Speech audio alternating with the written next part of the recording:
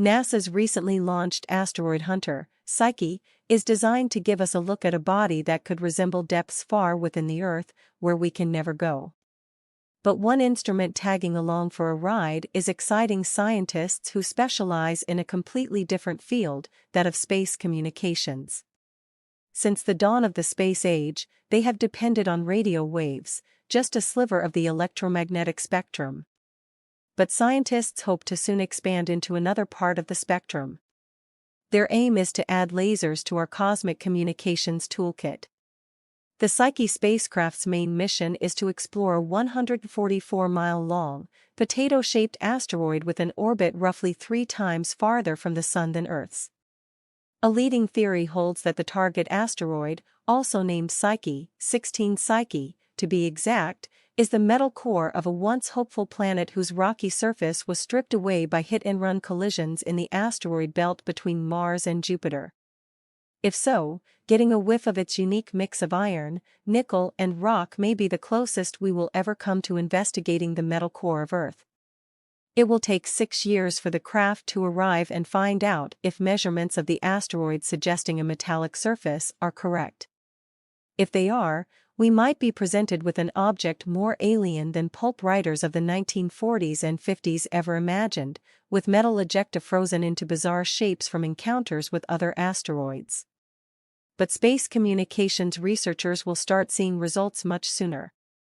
The Deep Space Optical Communications (DSOC) test will be the first demonstration of laser, or optical, communication beyond the Moon, and could help ease the way as astronauts return to the Moon and take the next giant leap to Mars.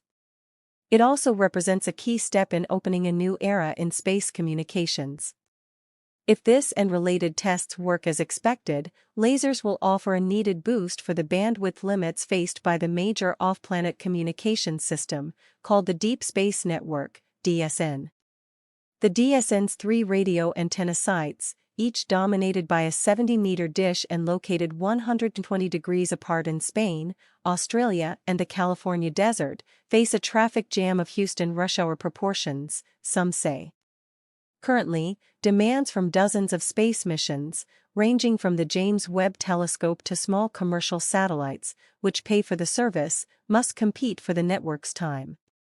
There can be requests in conflict among various missions, says Mike Levesque, DSN project manager at NASA's Space Communications and Navigation Office, SCAN. 20% of requests are not serviceable today. The problem will only get worse over time. It will be 40% by 2030. And another 40 space missions are due to come online in the near future, each demanding time on the communications network. Even more important, some of those missions will be manned, with instruments beaming high-definition video as well as moment-to-moment metabolic readings of astronauts as they work on the Moon, building laboratories and shelters. They won't want to be told to stand down for a commercial CubeSat, the mini-satellites that transmit various types of scientific data and provide internet connectivity, and which have proliferated in low Earth orbit. Delays may be okay for science, but for human missions we need all hands on deck, says Jason Mitchell, program executive at SCAN.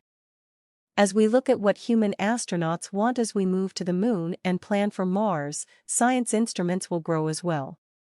We could be sending terabytes of data a day. In the recently launched demonstration, researchers seek to tap the greater information-carrying capacity of laser light over radio waves.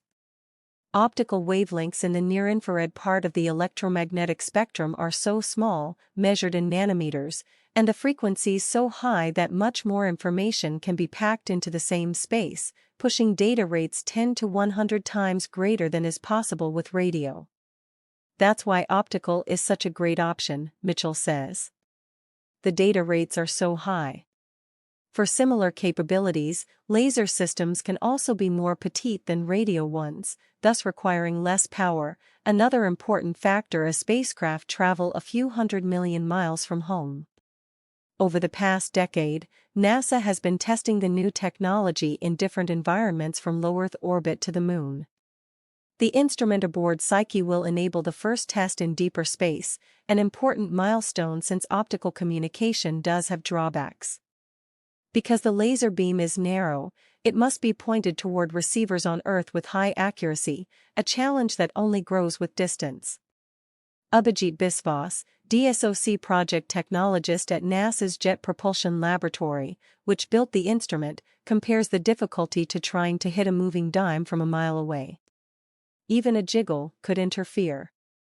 To keep the transceiver stable on Psyche, JPL installed special struts and actuators to isolate it from the vibrations of the 81-foot-long spacecraft.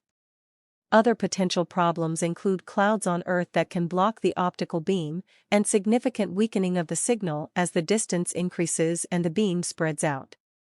This limits its use in distances beyond Mars, at least with current technology. That is why the test will be conducted only during the first 2 years of the mission, before the craft travels farther out to the asteroid itself. For these reasons, as well as the fact that no ground-based network of optical receivers exists today, nobody is predicting a time when laser communication would replace radio waves. But it could add a new channel. Future operations will be designed for diversity, says Biswas. During the tests aboard Psyche, a 5-kilowatt transmitter on Table Mountain in Southern California will send a low-rate communication package, nothing exotic, mostly random patterns, Biswas says, to a laser transceiver attached to the spacecraft's 8.6-inch telescope. The instrument will lock onto the beam and download the message, using a camera that counts the light particles, or photons, before relaying it back down at a high rate to the 200-inch Hale telescope on Mount Palomar near San Diego, where it can be compared for accuracy to the original. Even at distances nearer than Mars, the laser signal is relatively fragile.